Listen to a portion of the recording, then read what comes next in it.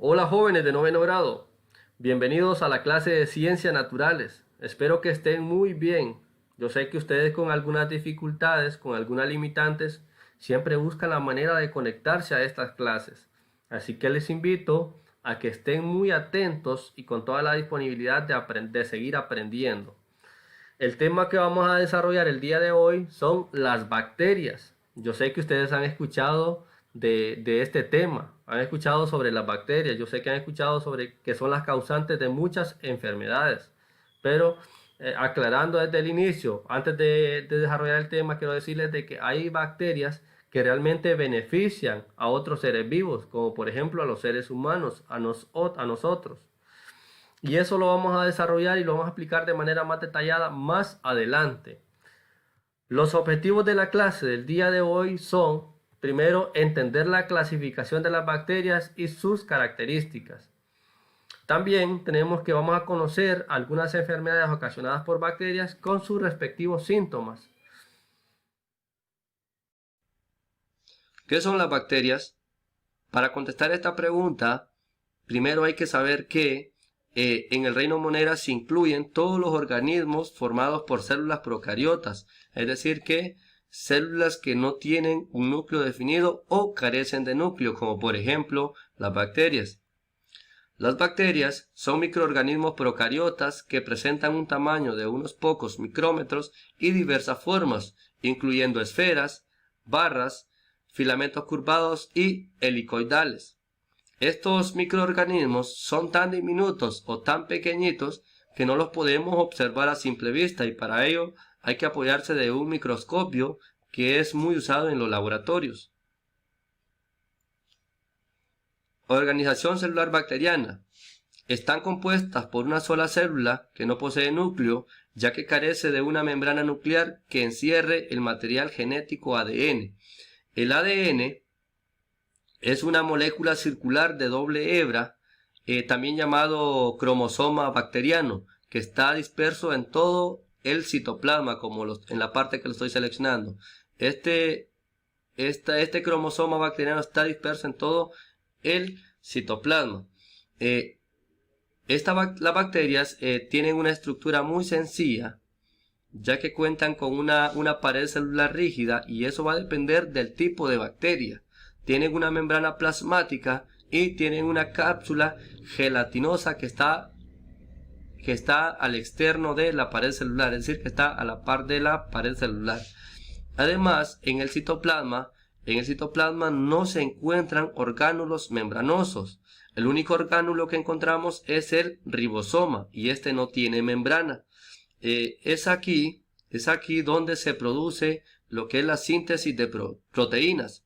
Este ribosoma está compuesto de ARN, es decir, ácido ribonucleico, y también está compuesto de proteínas. Tipos de bacterias según su forma. Las bacterias se suelen diferenciar por su forma en 4 grandes grupos. El primero es las bacterias cocos, que tienen una forma de esfera. Estas bacterias cocos, de acuerdo a la cantidad o de acuerdo a las colonias que forman, se clasifican en 5 grandes grupos, como ser la micrococo, que cuenta con una sola bacteria, la diplococo, que es 2 bacterias, la tetracoco, que tiene 4 bacterias, la streptococo, que es una fila de bacterias, y la estafilococos, que es una colonia completa de bacterias. También están los bacilos, que son de forma alargada. Estas presentan forma de bastoncillo y pueden formar cadenas, como por ejemplo la que estoy seleccionando. También tenemos lo que son espirilos, que tienen una forma de hélice o espiral. Es esta la que estoy seleccionando, de ahí viene su nombre.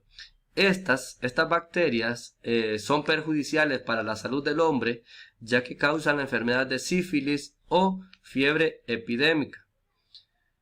También está la bacteria Vibrios, que son ligeramente curvados y en forma de coma, frijol o cacahuate. Tipos de bacterias según su nutrición. Hay bacterias que producen su propia alimentación, otras que son parásitas y son las causantes de muchas enfermedades bacterianas, y otras que son capaces de descomponer la materia viva y las sustancias que estas mismas producen. Según la forma de nutrirse, las bacterias se clasifican en autótrofas y heterótrofas.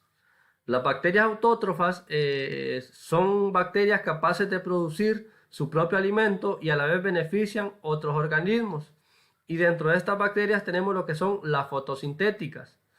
Las bacterias fotosintéticas, estas bacterias realizan la fotosíntesis y suelen vivir en medios asociados al agua. Dentro de los ejemplos que tenemos de este tipo de bacteria, tenemos lo que es la cianobacteria, que es la que está en la imagen A, la que estoy seleccionando. Y también tenemos las bacterias verdes del azufre, la que estoy tocando, y algunas bacterias púrpuras. También dentro de las bacterias autótrofas tenemos las quimiosintéticas. Las quimiosintéticas son bacterias que utilizan los compuestos orgánicos y de su composición obtienen la energía. Dentro de algunas bacterias quimiosintéticas tenemos las nitrobacterias, que es la del inciso C, la que estoy seleccionando, y también tenemos lo que son las ferrobacterias. El otro grupo de bacterias es las heterótrofas. Estas bacterias heterótrofas se nutren de materia orgánica viva o muerta y en descomposición, y se clasifican según su forma en la que obtienen la materia orgánica. El primer grupo son las saprofitas o bacterias descomponedoras. Estas bacterias se alimentan de materia orgánica que descomponen. También están las parásitas. Estas parásitas son las bacterias más perjudiciales, ya que se alimentan o viven sobre otros organismos, y estas causan muchas enfermedades infecciosas. Las bacterias simbióticas, se asocian con otras especies de plantas o animales, y en esta relación pues obtienen tanto los organismos como este tipo de bacterias obtienen un beneficio mutuo. Están las comensales, que son las que viven en el intestino de los animales. Estas bacterias comensales no son perjudiciales para el organismo. Aquí ellas necesitan de un huésped para poder vivir, pero se benefician ellas directamente, obtienen un beneficio, pero no causan ningún perjuicio en el otro organismo. Ejemplos de bacterias heterótrofas, como por ejemplo el bacilo de Koch, que causa lo que es la tuberculosis. La tuberculosis que causa una infección en los pulmones y también llega a dañar otras partes del cuerpo. La otra bacteria es Pneumococos, que causa lo que es la neumonías, que también afecta directamente los pulmones, y la meningitis, que atacan o causan una inflamación en el tejido delgado que rodea el cerebro y la médula espinal.